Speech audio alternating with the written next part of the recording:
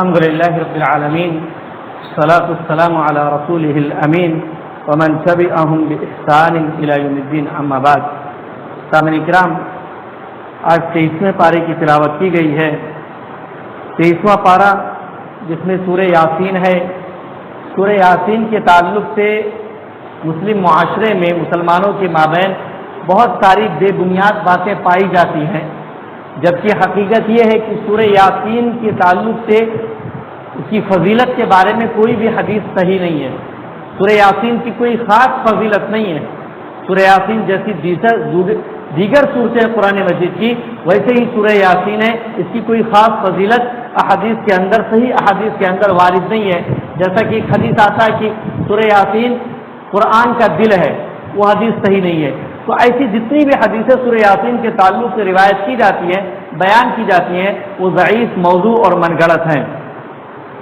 سورہ یاسین کے اندر جو کہ مکی صورت ہے، اللہ رب العالمین نے توحید کا ذکر کیا، آخرت کا ذکر کیا اور بعث بعد الموت یعنی دوبارہ مرنے کے بعد دوبارہ زندہ کرنے کا ذکر فرمایا. انسانی وجود سے اور انسانی عقل سے دلیل دے کر اللہ رب العالمین نے یہ باتیں اس صورت کے اندر بیان فرمائی. چند آیتیں میں نے منتخب کی اس میں سے. اللہ رب العالمین جنت و جہنم کا تذکرہ فرماتا ان اصحاب الجنت اليوم فی شغل فاکہون، اور اس دن جنت والے یقیناً اپنے پسندیدہ کام میں مشغول ہو کر خوش رہیں گے. جنت کے اندر جو ان کو محبوب ہوگا، جو چیز اس میں لگے رہیں گے اور خوشی کے ساتھ رہیں گے. ہم وازواجہم فی ظلال علی الارائک متکئون، وہ اور ان کی بیویاں سائے کے اندر انتہائی سائے میں جو ہے تکیے پر بیٹھک کے اوپر بیٹھ کر جو ہے ٹیک لگائے ہوئے بیٹھے ہوئے ہوں گے. لہم فیہا فاکہہ، اس کے اندر ان کے لیے ہر قسم کے میوہ جات ہیں. ولہم ما یدعون، اور جو کچھ وہ چاہیں گے ان کے پاس فراوانی تو ہوگی، لیکن مزید کی جو کچھ بھی وہ خواہش کریں گے وہ چیز ان کو میسر آ جائے گی. سلام قولا من رب الرحیم، اللہ رب العالمین کی جانب سے یعنی پالنے والے رحیم رب کی جانب سے ان پر سلام کہا جائے گا. یہ فرشتے سلام پہنچائیں گے یا اللہ رب العالمین بذات خود ان سے سلام کرے گا. پھر جہنمیوں کا تذکرہ کرتے ہوئے اللہ فرماتا ہے وَامْتَازُوا الْيَوْمَ أَيُّهَا الْمُجْرِمُونَ، اے مجرموں تم لوگ الگ تھلگ ہو جاؤ. جنت اور جہنمیوں سے، جنتیوں سے اللہ رب العالمین مجرموں کو الگ کر دے گا کہ تم الگ تھلگ ہو جاؤ. أَلَمْ أَعْهَدْ إِلَيْكُمْ يَا بَنِي آدَمَ أَلَّا تَعْبُدُوا الشَّيْطَانَ، کیا میں نے تمہیں تاکید نہیں کی تھی اے اولاد آدم کہ تم شیطان کی عبادت نہ کرو. انہ لکم عدو مبین، یقیناً وہ تمہارا کھلا ہوا دشمن ہے، تمہارا کھلا ہوا دشمن ہے. اور میں نے تمہیں منع کیا تھا کہ شیطان کی عبادت نہ کرنا. وان اعبدونی، اور اس بات کی بھی تاکید کی تھی کہ تم صرف میری عبادت کرو. ھذا صراط مستقیم، یہی سیدھا راستہ ہے، یہ سیدھا راستہ ہے، اس راستے پر چلو اور شیطان کی پیروی نہ کرو. وَلَقَدْ أَضَلَّ مِنْكُمْ جِبِلًّا كَثِيرًا، اس نے تم میں سے کتنوں کو اس سے پہلے گمراہ کیا ہے. شیطان نے تم سے پہلے تم میں سے کتنے لوگوں کو گمراہ کیا.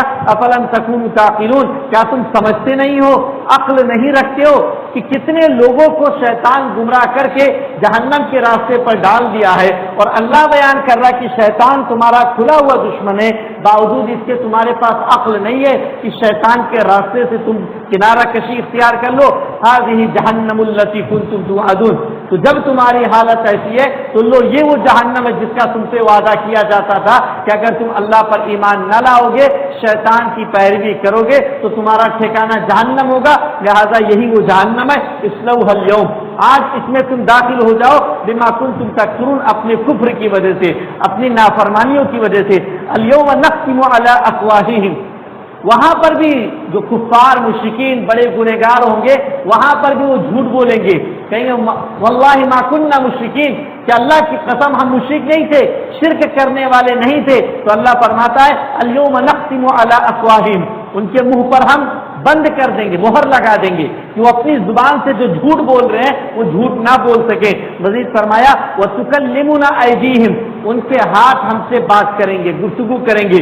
وَتَشْهَدُ أَرْجُلُهُمْ، ان کے پیر گواہی دیں گے. بِمَا كَانُوا يَكْسِبُونَ، ان کے اعمال کی کہ وہ کیا کیا اعمال کیا کرتے تھے، کن کن گناہوں میں مبتلا تھے. تو اللہ رب العالمین نے ان کی گناہوں کی فہرست تیار کر رکھی ہے جو ان کے سامنے پیش کی جائے گی. اللہ فرماتا ہے وَلَوْ نَشَاءُ لَطَمَسْنَا عَلَىٰ أَعْيُنِهِمْ فَاسْتَبَقُوا الصِّرَاطَ فَأَنَّىٰ يُبْصِرُونَ. اگر ہم چاہیں تو ان کی آنکھیں ختم کر دیں، ان کی آنکھیں ختم کر دیں. فَاسْتَبَقُوا الصِّرَاطَ، پھر وہ راستے پر چلیں. فَأَنَّىٰ يُبْصِرُونَ، راستے پر چلیں. فَأَنَّىٰ يُبْصِرُونَ، جب آنکھیں نہ رہیں گی تو کیسے دیکھیں گے. وَلَوْ نَشَاءُ لَمَسَخْنَاهُمْ عَلَىٰ مَكَانَتِهِمْ، اور ہم چاہیں تو ان کو انہی کی جگہ پر مسخ کر دیں. فَمَا اسْتَطَاعُوا مُضِيًّا وَلَا يَرْجُونَ، پھر وہ چلنے کے لائق بھی نہیں رہ جائیں گے. تو اللہ رب العالمین نے جنتیوں اور جہنمیوں کا تذکرہ بیان کیا اور یہ بات بیان فرمائی کہ شیطان کے راستے پر چلنے کے نتیجے میں جہنم کے اندر داخلہ ہوگا. پھر اللہ رب العالمین نے جو ہے اس سورت کے اخیر میں جو ہے بعث بعد الموت کا ذکر فرمایا کہ انسان مرنے کے بعد دوبارہ زندہ کیا جائے گا. کفار مکہ ایسی تھی کہ وہ اس بات کا اقرار نہیں کرتی تھی. کفار یہ کہتے کہ دنیا ختم ہو جائے گی، اس کے بعد ہمارا کوئی دوبارہ زندہ نہیں کیے جائیں گے. تو اللہ رب العالمین نے مثالیں دے کر ان کو سمجھایا کہ کس طور پر تم زندہ کیے جاؤ گے. پھر اس کے بعد سورہ صافات جو کہ مکی صورت ہے، اس صورت کا آغاز ہوتا ہے. اس صورت کے اندر بھی اللہ رب العالمین نے بعث بعد الموت وغیرہ کا تذکرہ فرمایا ہے اور لوگوں کو حقیقی زندگی کی طرف رغبت دلائی ہے. اور اس صورت کے اندر جو خاص بات اللہ رب العالمین نے بیان فرمائی، ابراہیم علیہ السلام اور ان کے بیٹے اسماعیل علیہ السلام وغیرہ کا واقعہ بیان فرمایا کہ ابراہیم علیہ السلام نے کس طور پر اپنے والد اور اپنی قوم کو سمجھانے کی کوشش کی اور نتیجے میں ان کے ساتھ کیا سلوک ہوا. پھر اللہ رب العالمین نے ابراہیم علیہ السلام کی شخصیت ایسی کہ آزمائش کی زندگی گزری، مکمل زندگی ان کی آزمائش والی زندگی تھی کہ بیان کیا جاتا 80 سال سے زائد عمر ہونے کے باوجود جب اللہ رب العالمین انہیں اولاد کی دولت سے نوازتا ہے، دعائیں کرنے کے بعد رب هب لی من الصالحین کہ مجھے نیک اولاد عطا کر دے، تو اس موقع پر بھی اللہ رب العالمین آزماتا ہے. فرماتا فبشرناہ بغلام حلیم، ایک بردبار بچے کی ہم نے انہیں خوشخبری دی. فلما بلغ معه السعی، آدمی کی خواہش ہوتی ہے کہ میرا بچہ جوان ہو جائے گا تو میرا سہارا بنے گا، لیکن یہاں حالت کیا ہے. فلما بلغ معه السعی، جب اسماعیل علیہ السلام ان کی اولاد جو ہے وہ دوڑ دھوپ کی عمر کو پہنچ گئی، ان کے ساتھ دوڑ دھوپ یعنی محنت کرنے کے قابل ہو گئی یا بلوغت کے قریب ہو گئی، بالغ ہونے والی تھی.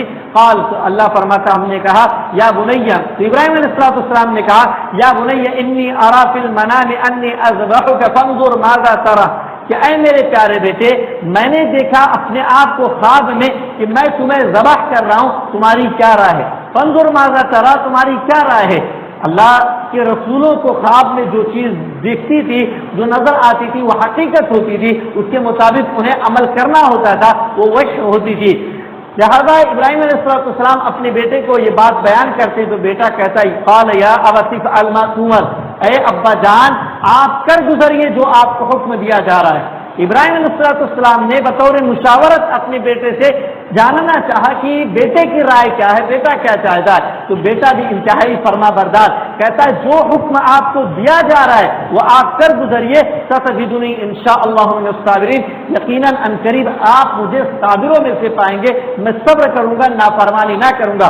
اللہ فرماتا ہے فلما اسلما وتلہ للجبین، جب وہ دونوں فرما بردار ہو گئے یعنی اس بات کو تسلیم کر کے اپنا سر تسلیم خم کر دیے. وتلہ للجبین، اور ابراہیم علیہ السلام نے اپنے بیٹے کو کروٹ کے بل لٹا دیا. وَنَادَيْنَاهُ أَن يَا إِبْرَاهِيمُ، اور چھری چلانے والے تھے کہ ہم نے پکارا أَن يَا إِبْرَاهِيمُ، اے ابراہیم قد صدقت الرؤيا، یقیناً آپ نے خواب کو سچا کر دکھایا. یعنی ذبح نہیں کیا لیکن آپ کا یہ عمل کہ آپ نے اپنے بیٹے کو ذبح کرنے کے لیے لٹا دیا اور دونوں تیار ہو گئے، تو اللہ کہہ رہا کہ یہی کافی ہے تمہارے خواب کی سچائی کے لیے.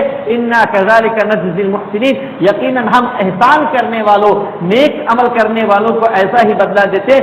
ان ھذا لہو البلاء المبین، یقیناً یہ بہت بڑی آزمائش ہے.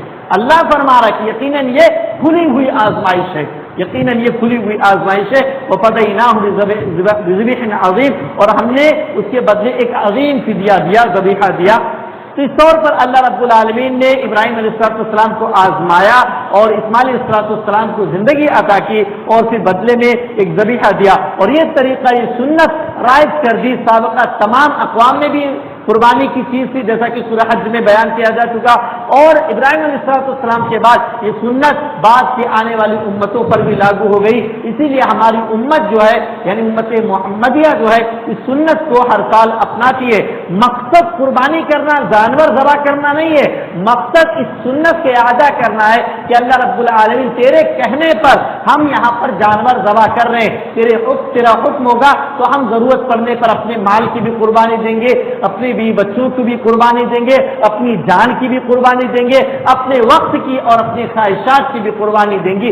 یہ اصل مقصد ہوتا ہے اس کا, ورنہ نہیں ینال اللہ لحومها ولا دماؤها, اللہ کو نہ تو گوشت پہنچتا ہے نہ ہی خون پہنچتا ہے ہمارے دل کے اندر موجود تقویٰ کی اخلاص کتنا ہے اس عمل سے, کتنا ہمدرد, کتنا تقویٰ تمہارے اندر پایا جاتا ہے. تو اس طور پر یہ چیز اللہ رب العالمین کے سامنے پیش کرنے کی ضرورت ہے. اللہ رب العالمین ہمیں توفیق عطا فرمائے. اس کے بعد اس صورت کے اندر اور بھی کئی انبیاء کرام کا اللہ رب العالمین نے ذکر فرمایا, اور ان انبیاء پر جو آزمائشیں آئی, ایوب علیہ السلام کو بیماری لاحق ہوئی, یونس علیہ السلام پر جو پریشانی آئی کہ مچھلی ان کو نگل گئی اور کئی دنوں تک جو ہے وہ مچھلی کے پیٹ میں رہے, اسی طریقے سے موسیٰ و ہارون پر جو پریشانیاں آئی, اس طریقے سے جو پریشانیاں آئی اللہ رب العالمین نے ان کی بابت بیان فرمایا کہ آزمائشیں اس راہ میں آنی ہے, یقینی طور پر آزمائشیں آئیں گی. اور پھر کس طریقے سے اللہ رب العالمین نے اپنے نیک بندوں کو ان آزمائشوں سے محفوظ کیا کہ مچھلی نگل جاتی ہے ایک انسان کو, لیکن ایک عرصے دراز کے بعد اللہ رب العالمین انہیں صحیح سالم نکالتا ہے, صحیح سالم ان کو بچا دیتا ہے. اس طور پر اللہ رب العالمین نے یہ باتیں اس میں بیان فرمائی.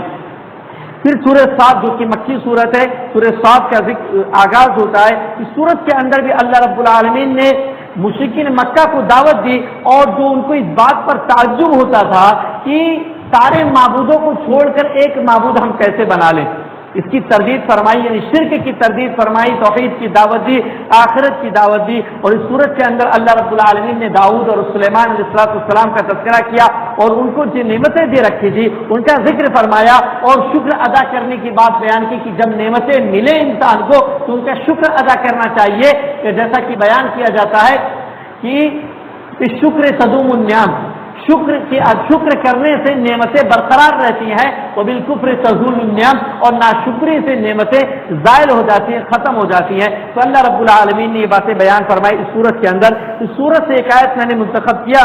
اللہ رب العالمین فرماتا ہے قیامت کی دنیا کے اندر جو کمزور ترین اہل ایمان ہے, اور خاص طور پر اس زمانے میں جو اسلام لانے والے جو افراد تھے وہ سماج اور معاشرے کے غریب ترین افراد ہوا کرتے تھے, فقیر ترین افراد ہوا کرتے تھے عام طور پر. تو کفار مکہ اور دیگر ان کا مذاق اڑایا کرتے تھے. وہ بیان کرتے ہیں وقالو ما لنا, لیکن جب قیامت سے جہنم کے اندر چلے جائیں گے تو اللہ رب العالمین ان کی بات نقل کرتا ہے, جو کہیں گے ما لنا لا نرى رجالا كنا نعدهم من الاشرار, کہ کیا بات ہے ہم ان لوگوں کو نہیں دیکھ رہے جن کو ہم شریر سمجھتے تھے, بدماش سمجھتے تھے, کمتر سمجھتے تھے, حقیر سمجھتے تھے, ان کو ہم یہاں نہیں دیکھ رہے. اتخذناهم سخریا ام زاغت عنهم الابصار, ہم نے ان کو مذاق بنا کر رکھا ہوا تھا, تو مذاق بنا کر رکھا ہوا تو وہ یہاں نہیں نظر آ رہی, کہاں چلے گئے. ام زاغت عنهم الابصار, یا ہماری آنکھیں جو ہے ان کو دیکھ نہیں پا رہی ہیں, ہیں یہی کہیں وہ, لیکن ہماری آنکھیں ان کو دیکھ نہیں پا رہی ہے. اللہ فرماتا ہے ان ذالک لحق تخاصم اہل النار, یقیناً یہ برحق ہے کہ اہل جہنم اس تعلق سے بحث کریں گے, مجادلہ کریں گے, آپس میں گفتگو کریں گے. تو جن کی وہ مذاق اڑاتے تھے, استہزاء کرتے تھے, اللہ رب العالمین انہیں جنت نصیب فرمائے گا, اور مذاق اڑانے والوں کو اللہ رب العالمین جہنم میں داخل کر دے گا. اس لیے کسی بھی کمتر کا جو آپ کے سامنے نظر آئے کہ وہ حقیر فقیر ہے, اس کا مذاق کسی بھی طور پر نہیں اڑانا چاہیے. ہمیں نہیں معلوم کہ اللہ رب العالمین کی دربار میں, اللہ رب العالمین کی بارگاہ میں کون شخص کتنا معزز ہے. اللہ رب العالمین فرماتا ہے ان اکرمکم عند اللہ اتقاکم, تم میں سب سے زیادہ باعزت اللہ کے نزدیک وہ ہے جو تم میں سب سے زیادہ تقوی والا ہے. اب کس کا کتنا تقوی ہے, کوئی میٹر اور کوئی پیمانہ تو ہمارے پاس ہے نہیں کہ ہم ناپ لیں اس کو, لہذا ہر کسی کے ساتھ اچھا رویہ اپنانا چاہیے. اللہ رب العالمین ہمیں اس بات کی توفیق عطا فرمائے. سورہ صاد کے اخیر میں اللہ رب العالمین نے ابلیس اور آدم علیہ السلام کا تذکرہ فرمایا کہ اللہ رب العالمین نے آدم کو پیدا کیا، ابلیس کو سجدہ کرنے کا حکم دیا، لیکن ابلیس نے سجدہ کرنے سے انکار کر دیا اور مہلت طلب کر لی قیامت تک کے لیے کہ مجھے مہلت دو۔ قال فبعزتک لأغوینہم اجمعین، ابلیس کہتا کہ اے رب تیری قسم، تیری ذات، تیری عزت کی قسم، میں ان سب کو گمراہ کروں گا، الا عبادک منہم المخلصین، ہاں تیرے مخلص چنے ہوئے بندے جو ہیں ان کو نہیں گمراہ کر سکوں گا۔ تو ہمیشہ یہ دعا کرتے رہنا چاہیے کہ اللہ رب العالمین ہمیں اپنے چنندہ بندوں میں سے بنا لے، ان بندوں میں سے بنا لے جن کے اوپر شیطان کی چالیں نہیں چلتی ہیں۔ ان عبادی لیس لک علیہم سلطان، اللہ فرماتا ہے کہ میرے وہ بندے لیس لک علیہم سلطان جن پر تیری گرفت نہیں ہے، تیری حکومت نہیں ہے۔ تو اس طور پر ہمیں دعائیں کرتے رہنا چاہیے کہ اللہ رب العالمین ہمیں اپنے ان بندوں میں شمار کر لے، ورنہ پھر جہنم کا راستہ لأملأن جہنم منک وممن تبعک منهم اجمعین، اللہ کہتا ہے ہم تجھ سے، یعنی شیطان تجھ سے اور تیری اتباع کرنے والوں سے ہم جہنم کو بھر دیں گے۔ لہذا جب بھی جہنم کا تذکرہ آئے تو ہمیں جہنم سے پناہ طلب کرنی چاہیے کہ اللہم اجرنا من النار، ہم سب کو اللہ رب العالمین جہنم سے محفوظ کر لے، جہنم سے بچا لے۔ اللہ رب العالمین سے دعا گو کہ ہم تمام لوگوں کو جہنم سے محفوظ کرے اور جنت میں اعلیٰ سے اعلیٰ مقام عطا کرے، آمین تقبل یا رب العالمین۔ وآخر دعوانا ان الحمد للہ رب العالمین، سبحانک اللہم وبحمدک، اشہد ان لا الہ الا انت، استغفرک واتوب الیک۔